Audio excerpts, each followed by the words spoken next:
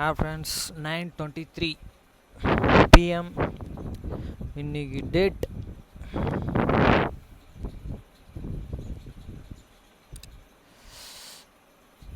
இன்னைக்கு date 23 January 2025.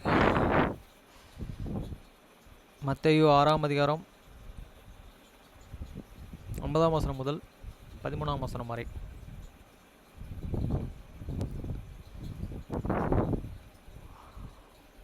நீங்கள் ஜெபம் பண்ண வேண்டிய விதமாவது, பரமண்டலங்களில் இருக்கிற எங்கள் பிதாவே, உம்முடைய நாமம் பரிசுத்தப்படுவதாக. After this manner therefore pray ye, your Father which art in heaven, hallowed be the name. வசனம் 10. உம்முடைய ராஜ்யம் வருவதாக, உம்முடைய சித்தம் பரமண்டலத்தில் செயல்படுவது போல பூமியிலும் செயல்படுவதாக. Thy kingdom come, thy will be done in earth as it is in heaven. வசனம் 11. எங்களுக்கு வேண்டிய ஆகாரத்தை இன்று எங்களுக்கு தாரும். Give us this day your daily breads. வசனம் 12. எங்கள் கடனாளிகளுக்கு நாங்கள் மன்னிக்கிறது போல எங்கள் கடன்களை எங்களுக்கு மன்னியும். And forgive us your debits as we forgive your debtors.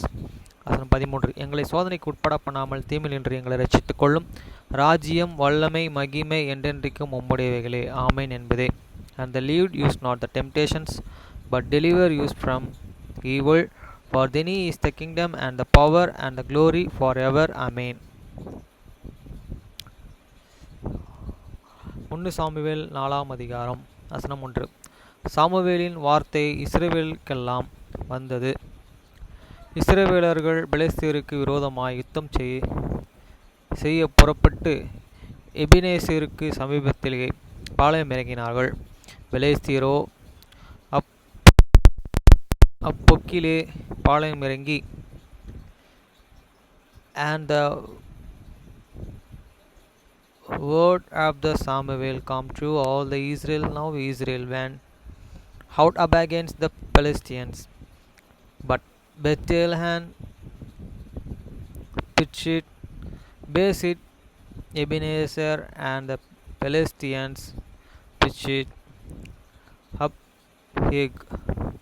வசனம் 2. பெலிஸ்தியர்கள் இஸ்ரவேலுக்கு விரோதமாக அணிவகுத்து நின்றார்கள். யுத்தம் அதிகரித்தது. இஸ்ரவேலர்கள் பெலிஸ்தியருக்கு முன்பாக முறியடிக்கப்பட்டார்கள். அவர்கள் சேனைகளின் போர்க்களத்தில் ஏறக்குறைய 4000 பேர் வெட்டுண்டார்கள். And the Philistines put themselves in array against Israel, and when they joined battle, Israel was smitten before the Philistines, and they slew half the army in the field, about 4,000 men. வசனம் 3. ஜனங்கள் திரும்ப பாளையத்திற்கு வந்தபோது இஸ்ரவேலின் மூப்பரானவர்கள், இன்று கர்த்தர் பெலிஸ்தருக்கு முன்பாக நம்மை முறியடித்தது என்ன? சீலோவில் இருக்கிற கர்த்தருடைய உடன்படிக்கை பெட்டியையே கொண்டு வருவோம். அது நம்மை உம்முடைய பகைஞரின் கைக்கு விலக்கி இரட்சிக்கும்படிக்கு நம்முடைய நடுவிரலிலே வரவேண்டியது என்றார்கள். And when the people were come into the camp, the elders of the Israel said, wherefore hath the Lord smitten us today before the Philistines? Let us fetch the ark of the covenant of the Lord out of the Shiloh unto use, that when its commandment commit among us, it might save use out of the hands of your enemies. வசனம் 4. அப்படிப்பட்ட கேருபீன்கள் மத்தியிலே வாசம் செய்கிற சேனைகளின் கர்த்தருடைய உடன்படிக்கை பெட்டியை எடுத்து வரை ஜனங்கள் சிலோனுக்கு செல்லியோன் அனுப்பினார்கள்.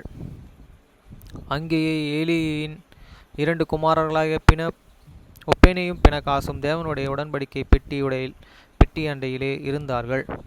So the people sent the Shiloh, that they might bring from thence the ark of the covenants of the Lord, of the host on which dwelleth. But when the cherubims and the two sons of the Eli, Ophaniah and Phinehas, were there with the ark of the covenant of God. வசனம் 5. கர்த்தருடைய உடன்படிக்கை பெட்டி பாளையத்திலே வருகிறபோது இஸ்ரவேலர்கள் எல்லோரும் பூமி அதிரத்தக்கதாக மகா ஆர்ப்பரிப்பாய் சத்தமிட்டார்கள்.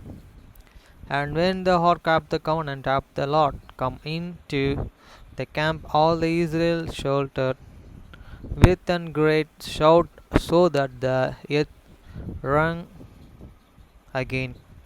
வசனம் 6. அவர்கள் ஆர்ப்பரிக்கிற சத்தத்தை பெலிஸ்தியர்கள் கேட்டபொழுது, எப்பிரேயனுடைய பாளையத்திலே அந்த மகா ஆர்ப்பரிப்பின் சத்தம் என்ன என்றார்கள். பின்பு கர்த்தரின் பெட்டி பாளையத்தில் வந்தது என்று அறிந்து கொண்டார்கள்.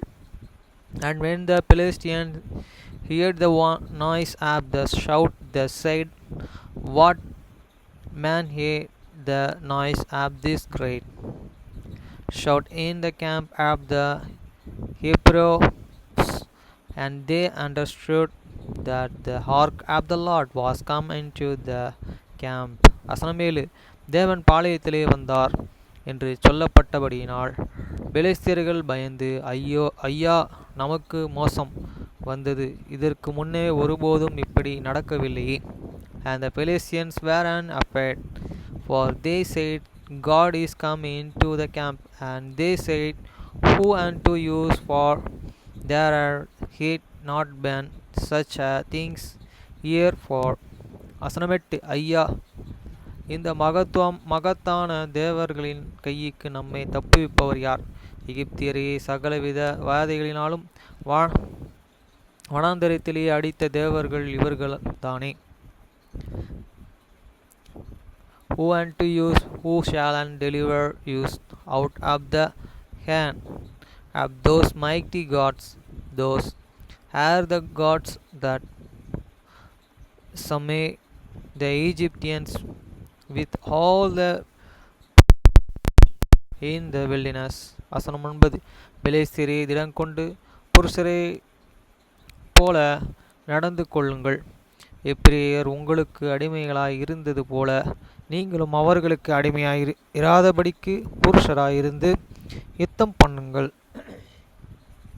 என்று சொல்லிக் கொண்டார்கள். Be strong and cute yourselves like men, ho, ye Philistines, that he be not an servant unto the Hebrews, as they haven't been to you. Cute yourselves like men and forget. வசனம் 10. அப்பொழுது பெலிஸ்தியர்கள் யுத்தம் பண்ணினார்கள். இஸ்ரவேலர்கள் முறித்து அவர்கள் தங்கள் கூடாரங்களுக்கு ஓடிப்போனார்கள். மகா பெரிய சங்காரம் உண்டாயிற்று. இஸ்ரவேலிலே 34,000 காலாட்கள் விழுந்தார்கள். And the Philistines forgot, and Israel was smitten, and they fell, and every man into his tent. And there was a very great Sologo there, for there fell of the Israel 30,000 footmen. வசனம் 11. தேவனுடைய பெட்டியை பிடிக்கப்பட்டது. எலி 2 குமாரனாகிய ஒப்பேனியும் பினகாசும் மாண்டார்கள். And the ark of the God was taken, and the 2 sons of Eli, Ophaniah and Phinehas, were slain. வசனம் 12. Benjamin கோத்திரத்தானாகிய ஒருவன் படையில் இருந்து ஓடி தன் வஸ்திரங்களை கிழித்து தன் தலையின் மேலே புழுதியை வாரி போட்டுக்கொண்டு அன்றைய தினமே சீலோவுக்கு வந்தான். And there ran a man of Benjamin out of the army, and come to Shiloh the some days with his courteous ran, and with an head upon his hands.